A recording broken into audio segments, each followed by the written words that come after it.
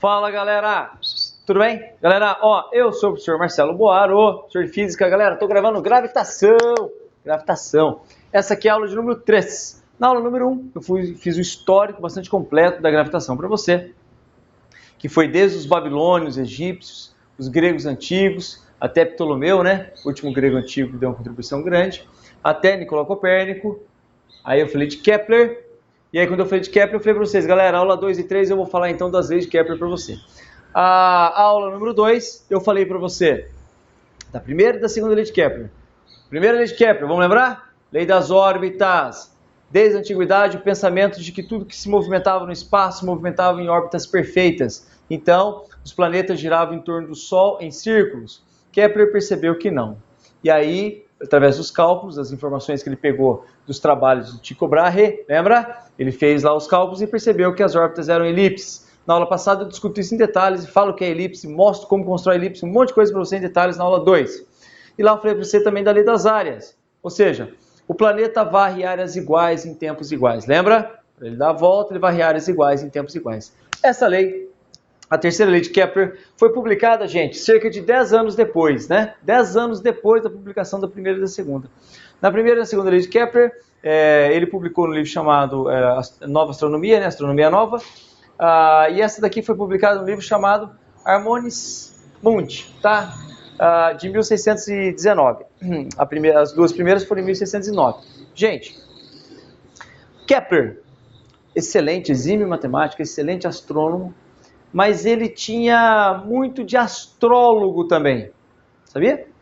O Kepler, ele fazia mapa astral para as pessoas, ele acreditava realmente nisso, na influência dos astros, na vida das pessoas, na harmonia e tal. Esse Harmonia do Mundo aqui, né? Harmonicis Mundi, ele é um livro com 5 longos capítulos, em que ele discute várias coisas, de harmonia na música. Um dos capítulos ele fica discutindo harmonia na música,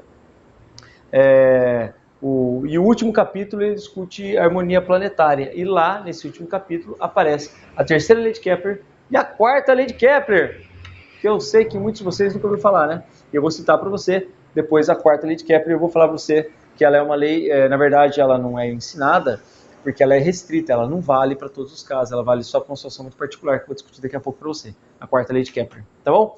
Bom, galera, como eu disse para vocês há pouco, as órbitas são elípticas, né? Os planetas giram em torno do Sol em elipse. A Lua gira em torno da Terra numa elipse. Qualquer satélite artificial que é lançado em torno da Terra, ele vai girar numa elipse. Só que as órbitas dos planetas em torno do Sol são elipses com uma pequena excentricidade, né? Ou seja, é praticamente, meu querido, um círculo. Então, para fazer a representação e para escrever aqui as letras, eu vou usar sempre R, como se fosse raio de um círculo, mas já te digo, o raio do círculo, que eu vou usar como referência aqui, na verdade é o semi-eixo maior, né? Que eu discuti com você na aula passada. É o semi-eixo maior. O que é o semi-eixo maior mesmo? Na elipse, a distância entre os dois extremos, chamado de eixo maior. Semi-eixo maior seria do centro dessa elipse até a distância, qualquer uma das duas distâncias, para cá ou para lá, tá bom? Bom, semi-eixo maior. Galera, então eu peguei 2 planetas aqui como referência, planeta Terra e Mercúrio, tá? Mercúrio girando em torno do Sol, mais próximo do Sol, a Terra girando em torno do Sol, mais afastada do Sol. O que a terceira lei de Kepler nos diz? Galera, a terceira lei de Kepler nos diz que, olha, que interessante, existe uma relação entre o tempo que ele leva para dar uma volta em torno do Sol, a Terra leva para dar uma volta em torno do Sol, e o tempo que Mercúrio leva para dar uma volta em torno do Sol, mas também associado aos seus raios, às suas distâncias, tá? Obviamente que não é o raio do planeta, né, gente? É o raio da órbita, tá? Aqui é o raio da órbita da Terra, e aqui, ó, é o raio da órbita de Mercúrio. Ficou apagadinho aqui, ó. É o raio da órbita de Mercúrio. Então existe uma relação. E o que essa relação me diz? Isso aqui, ó. O período elevado ao quadrado, dividido pelo raio da órbita elevado ao cubo, é uma constante. Essa sacada que Kepler teve, que ele deu nesses trabalhos dele. Então, ó, o período ao quadrado pelo raio ao cubo é uma constante. Então, olha só. O tempo que a Terra leva para dar uma volta em torno do Sol, pega esse tempo, eleva ao quadrado. O raio da órbita da Terra em torno do Sol, pega esse raio, eleva ao cubo. Faça essa razão, dá um certo valor. Se eu fizer o mesmo para Mercúrio, vai dar o mesmo valor. Se eu pegar o tempo que Mercúrio leva para dar uma volta em torno do Sol, elevar ao quadrado, pego o tempo, o raio da órbita de Mercúrio, elevar ao cubo, fizer essa razão, vai dar o mesmo valor, vai dar uma certa constante, chamada constante de Kepler, tá bom? Interessante pra caramba, né? O período ao quadrado pelo raio ao cubo é uma constante. O período ao quadrado pelo raio ao cubo é uma constante. E qual, galera, que conclusão que você pode tirar disso, meu querido, minha querida? Que os planetas que estão mais próximos, vão girar mais rápido. E os planetas que estão mais afastados do Sol vão girar mais devagar, tá? Eu coloquei aqui, ó, apenas uma parte, né, dos planetas do sistema, do nosso sistema solar: Mercúrio, Vênus, Terra, Marte. Peguei os dois anteriores e um depois, mais externo. Olha só, o Mercúrio, galera, ele está a uma distância do Sol, não precisa decorar essas coisas não, tá? Tá só como informação aqui. De 0,58 vezes 10 a oitava, tá? Quilômetros do Sol. Vênus está 1,08 vezes 10 a oitava quilômetros do Sol. A Terra está 1,5 vezes 10 a oitava quilômetros. 1,5 vezes 10 a oitava é o mesmo que 1,5 vezes 10 a oitava é 15 vezes 10 a sétima, que é o mesmo que 150 vezes 10 a sexta, ou seja, são 150 milhões de quilômetros, tá bom? A Terra está a 150 milhões de quilômetros do Sol, tá? E Marte, mais afastado, está 2,28 ou 228 milhões de quilômetros do Sol. E aí você tem o período, galera. Mercúrio leva 88 dias para dar uma volta em torno do Sol. Já Vênus leva 225 dias para dar uma volta em torno do Sol. A Terra, nossa referência, leva um ano, nosso um ano. E Marte, galera, leva 1,88 anos, né, 1,88 de ano, para dar uma volta em torno do Sol. E aí você tem os planetas mais externos, né? Júpiter, Saturno, Urano e Netuno, né? Júpiter leva aproximadamente 12 anos para dar uma volta em torno do Sol. Saturno leva cerca de 30 anos para dar uma volta em torno do Sol. Urano leva 84 anos para dar uma volta em torno do Sol. E Netuno leva cerca de 165 anos para dar uma volta em torno do Sol. Não precisa decorar essas coisas, tá? Eu mesmo também não tenho isso decor, não. Eu lembro mais ou menos que eu acabei de preparar a aula, então eu anotei aqui. Essas coisas nego não cobram que você tenha decorado, não, tá bom? Tudo bem? Galera, é interessante você entender, cara. Os alunos confundem isso, ó. Interessante você entender. Lembre-se, esta lei vale também para satélites em torno da Terra. Opa, como é que é, Boarô? Peraí. Gente, o tempo que a Terra leva para dar a volta em torno do Sol, elevado ao quadrado, pelo raio da órbita da Terra elevado ao cubo, é uma constante. Se eu for analisar a Lua gira em torno da Terra. Se eu fizer o mesmo cálculo para a Lua, não vai dar a mesma constante, viu, gente? Cuidado. Vale também para a Terra, mas para tudo que gira em torno da Terra. Então, se eu pegar a Lua que gira em torno da Terra e fizer esse mesmo cálculo, pegar um satélite artificial que o ser humano lançou e fizer esse cálculo, pegar a estação espacial orbital que está dando a volta em torno da Terra e fizer esse cálculo, aí vai dar a mesma coisa, entendeu? Entendeu? Essa constante depende daquilo que está lá no centro, daquilo que está lá no meio. Aqui no caso depende do Sol, depende da massa do Sol, tá? Kepler, galera, não soube explicar isso aqui. Ele até tentou, ele deu a explicação dele lá, né? Mas quem explicou para valer de verdade essas leis de Kepler foi Isaac Newton depois, tá? O Isaac Newton, bastante tempo depois, que conseguiu mostrar o porquê dessas coisas aqui. Mas isso aí é objeto da aula 4, que já está preparadinha aqui. Aula 4, eu vou discutir com vocês isso daí, tá bom? Galera, então é o seguinte, eu vou apagar essa luz aqui que eu vou passar para você a quarta lei de Kepler, eu vou explicar e vou fazer um exercício, tá bom? Vamos lá, ó. Tudo bem, galera, ó. Então, a quarta lei de Kepler, chamada lei das distâncias. A quarta lei de Kepler, ele dizia o seguinte, nesse mesmo livro, tá? Mesmo livro, a Harmonia do Mundo, no último capítulo, capítulo 5, ele dizia também que quando o planeta gira em torno do Sol, a velocidade com que ele gira, galera, é inversamente proporcional à distância. Bom, o que ele quer dizer com isso? O que ele queria dizer com isso? Ele queria dizer o seguinte, ó, vou ler aqui na forma mais formal. A velocidade do planeta é, em qualquer instante, inversamente proporcional à sua distância ao Sol. Ele quis dizer o seguinte, ele quis dizer que, ó, por exemplo, num ponto 1 qualquer da sua órbita, valeria V1 igual a K por D1, uma constante qualquer pela distância. Em outras palavras, se eu passar o D1 para lá multiplicando, valeria a relação V1 por D1 igual a V2 por D2. Então, em qualquer distância, tá? A qualquer distância que o planeta estaria do Sol, valeria essa relação. Isso não é verdade, não é verdade. Isso vale apenas, galera, essa relação só é verdadeira quando você compara o afélio com o periélio. Aí essa relação é verdadeira, tá? Mas para todos os pontos, não. E ele afirmava, a velocidade do planeta é, em qualquer instante, inversamente proporcional à sua distância, tá? Galera, e o que o levou a ter essa conclusão equivocada? Na verdade, as excentricidades, elas são muito pequenas, como eu já disse a você algumas vezes nas aulas, né? Na aula passada e nessa aula de hoje. As excentricidades são pequenas e ele não tinha, galera, uma ferramenta matemática para trabalhar na época. Porque na época de Johannes Kepler, o cálculo diferencial, o cálculo integral diferencial não havia sido inventado ainda, que foi inventado por Newton, Leibniz e Newton de forma independente, que veio depois. Então Newton, além dele estudar todo o movimento, isso é assunto da próxima aula, mas já adiantando, Newton, além de estudar todo o movimento para explicar, ele desenvolveu uma nova matemática para poder trabalhar essas coisas aqui. Aí ele mostrou essas coisas, o que era verdade, o que não era, que a terceira lei era verdadeira, e mostrou o porquê da terceira lei e tudo mais. Tá bom? Galera, então é isso. A quarta lei de Kepler vale apenas numa relação entre periélio e afélio. Tá legal? Gente, então vamos fazer o exercício de aplicação dessa aula? Dá uma olhada na sua tela, ó. Então, galera, o exercício que é o Unicamp diz assim, ó. Em agosto de 2006, Plutão foi reclassificado pela União Astronômica Internacional, passando a ser considerado um planeta anão. Bom, a terceira lei de Kepler diz que T ao quadrado é igual a K vezes A ao cubo. Gente, é uma coisa, né? Escrito de outro jeito.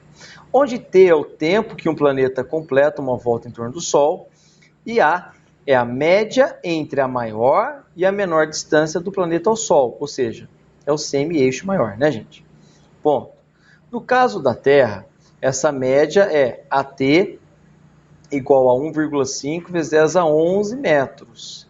Tá? Agora há pouco eu falei para você em quilômetros, né? Dava 1,5 vezes 10 a oitava quilômetros, 1,5 vezes 10 a 11 metros, tá bom? Enquanto que para Plutão, AP é igual a 60 vezes 10 a 11 metros. Ponto. A constante K é a mesma para todos os objetos em órbita em torno do Sol. A constante K é a mesma. A velocidade da luz no vácuo é igual a 3 vezes 10 a oitava metros por segundo. Tá? Letra A. Considerando as distâncias médias, quanto tempo leva a luz do Sol para atingir a Terra? E para atingir Plutão?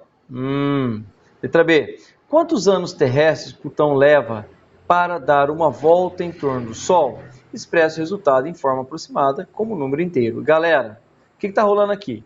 Letra A é tranquila, gente. Letra A é tranquila, ele nos deu a distância e nos deu a velocidade, certo? A velocidade da luz é no vácuo, 3 vezes a oitava. E ele nos deu a distância, vamos calcular. V delta S por delta T. Beleza, letra A é só isso. E a letra B, Boarô? Letra B, aplicação da terceira lei de Kepler. Gente, os caras gostam muito disso nos vestibulares, concursos públicos, tá? Terceira lei de Kepler é uma coisa que cai bastante. Quer saber quantos anos terrestres, tá legal?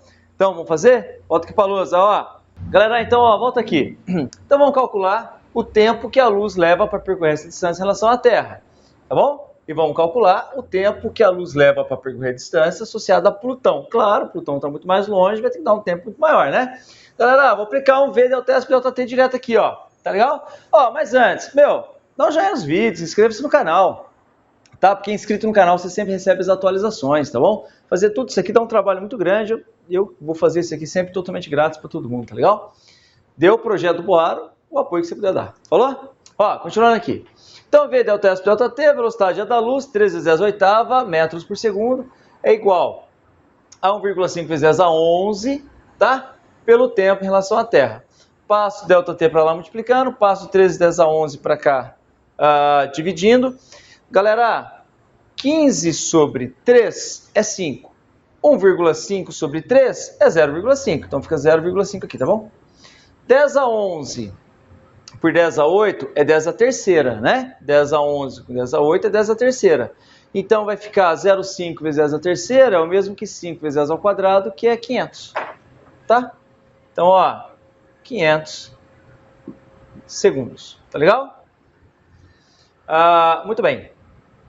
Aí, segundo aqui ficou muito feio. Vou fazer o segundo do outro jeito. 500 segundos.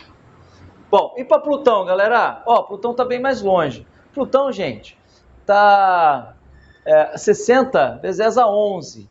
Então vai ficar o seguinte: 3 vezes a oitava é igual a 60 vezes 10 a 11 pelo tempo associado a distância para percorrer até Plutão. Passo ΔT de Plutão para lá, passo 3 vezes a oitava dividindo. O que vai acontecer? 60 por 3 dá 20. Então aqui vai ficar 20 vezes 10 a terceira, né?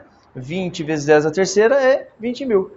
Então, tempo de 20 mil segundos. Beleza? Então é isso aí. Muito bem, galera. E na letra B, ele quer saber quanto tempo, né, Plutão leva para dar uma volta em torno do Sol, tomando como referência o nosso ano terrestre. Então, ó, terceira lei de Kepler, importantíssima, hein, galera? Cai em todo lugar do mundo isso aqui para você, hein? O período, né, o tempo que a Terra leva para dar uma volta em torno do Sol, elevado ao quadrado, pelo raio da órbita da Terra elevado ao cubo, é igual ao período de Plutão elevado ao quadrado pelo raio da órbita de Plutão elevado ao cubo, tá bom? A nossa referência é o período da Terra, então é 1 ao quadrado aqui, ok? Aqui vai ficar T de Plutão ao quadrado. O raio da órbita da Terra ao cubo é 1,5 vezes 10 a 11 ao cubo. Aqui vai ficar 60 vezes 10 a 11 ao cubo. Galera, ó, não sai multiplicando, tá? Uma dica para você fazer essas contas aqui é a seguinte. Deixa todo mundo, quer ver só? Ó, 60 vezes 10 a 11 ao cubo. Eu vou passar esse cara para cá. Então vai ficar 60 vezes 10 a 11 ao cubo dividido por 1,5 vezes 10 a 11 ao cubo. Ó, então peraí. Se esse cara aqui está ao cubo, esse cara aqui está ao cubo também, eu posso deixar todo mundo ao cubo, entendeu? Aí você vem aqui, ó, cancela 10 a 11 com 10 a 11, tá legal? 10 a 11 com 10 a 11. 60, galera, por 1,5 é 40, tá? Então, TP ao quadrado é igual a 40 elevado ao cubo, tá, gente? Então, Plutão está 40 vezes mais longe do Sol que a Terra. 40 ao cubo, tá bom? 4 vezes 4 é 16. 16 vezes 4 é 64. Então, vai ficar 40 ao cubo é 64, com 3 zeros, 64 mil. Então, TP vai ser igual a raiz quadrada de 64 mil. Tá legal? Isso aqui dá um valor aproximado. Eu fiz a conta agora há pouco. 2,53 anos. Tá bom? Então, ó, foram as duas coisas que ele me perguntou, certo? Na letra A, ele quis saber o tempo que a luz leva para chegar à Terra, o tempo que a luz leva para chegar a Plutão. E na letra B, ele quis saber o período de Plutão. 253 anos. Longe, né? Tá longe para burro, então vai devagarinho, né? Galera, tá bom? Então, estamos chegando ao fim da aula número 3. Então, ó, lembre-se, todo final do vídeo eu deixo para você, né? Ó, eu deixo aqui um link para você cair no vídeo de menu, tá? Esses vídeos de menu às vezes levam tempo para eu fazer, para preparar, porque meu trabalho é completo, como você já percebeu. Então, às vezes leva um tempinho, mas eu sempre deixo preparado para quando eu for gravando, eu vou postando lá para você, tá bom? Lá eu posto alguns experimentos que eu tenho gravado, algumas outras coisas todas, eu deixo para você lá. E eu deixo um link também para o primeiro vídeo da playlist, porque você achou esse vídeo aqui, você viu, você quer assistir a playlist inteira de gravitação, você clica, você quer lá, você pega na playlist e consegue acompanhar. Eu deixo também nos cards, né? É um izinho que aparece aqui em cima, você clica, ele abre, você consegue ver com bastante cuidado, tá bom? Galera, tá legal? Então é isso. Vou fazer a aula número 4, que é a aula de força gravitacional, e continuar nosso estudo de gravitação, tá bom? Galera, então, ó, não se esqueça, hein? No meu canal tem a resolução de todas as questões, de todas as edições do Enem, totalmente grátis para você, dá uma força para você, tá? Você precisa estar bem no Enem, cara? Faça muita questão do Enem, tá? Muita questão do Enem mesmo, todos os anos. Eu tenho resolução de todas as questões, de todas as edições. Você vai procurar lá, você vai achar muita coisa para você estudar. Galera, muito obrigado, tudo de bom para você. Fica com Deus e até mais. Valeu!